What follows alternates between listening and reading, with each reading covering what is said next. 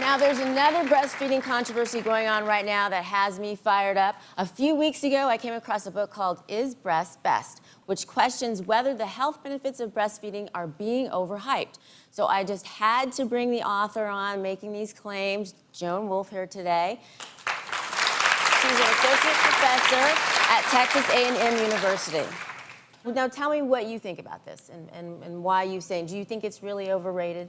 I think the benefits of breastfeeding have been pretty dramatically overstated.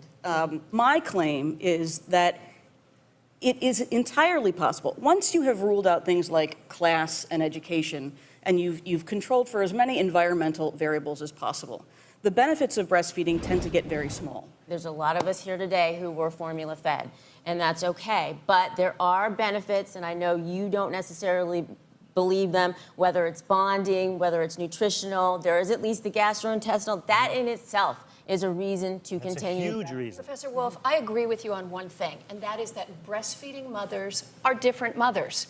But are they different before they begin breastfeeding or after? I believe the hormonal changes that happens in a woman's body change her. There are lots of studies showing how women who are breastfeeding mothers actually relate to their children more empathetically and compassionately. I'll tell you this, I was a hard-driving career woman, and when I became pregnant, some of my colleagues said, Wendy Welch is pregnant? Does she know who the mother is? Seriously. So once this oxytocin was flowing in, Lisa, isn't this right? It's oxytocin and other hormones that get raised that I just never wanted to leave my babies. Oh, yeah. I know a lot of moms. It does promote bonding, that physical, exchange that's going on. But there's also benefits to the mother as well. It decreases breast cancer, uterine and ovarian, and other estrogen-related cancers. So it does have a lot of benefits out there, and the evidence does support it. One quick point. I mean, I think we have to have a sense of, yes, we all want to do what's best for our babies. And we need to remember that the overwhelming majority of mothers want to do what's best for their babies. But the benefits of breastfeeding, if they're real, and I'm not convinced that they are, right, are relatively small. If children who live in cities are more likely to get asthma, can you imagine the Surgeon General issuing a call to action to get all families to move out of the cities?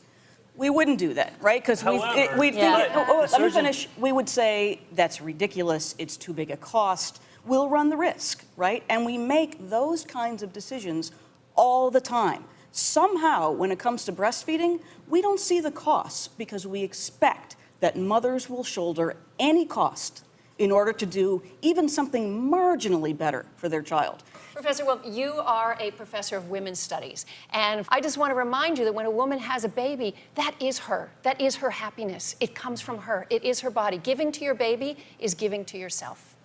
Not anti-breastfeeding. Okay. On that note, thanks for being with us, Professor Wolfe.